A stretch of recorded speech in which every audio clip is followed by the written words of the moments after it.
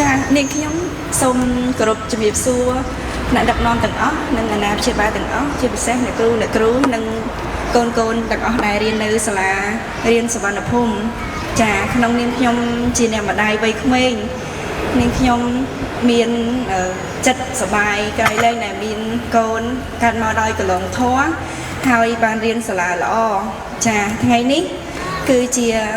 ថ្ងៃរំលឹកនៅសេចក្តីដឹងគុណចំពោះម្ដាយទិវាអ្នកម្ដាយគ្រប់លោកកើតបានបង្កើតកូនមកមានមោទនភាពណាស់ដែលបានកូនធំដឹងក្តីអញ្ចឹងគាត់បានលំបាកចាតាំងពីកូនបានចាក់កំណើតហើយនឹងលំបាកតាំងពីការពោពោះ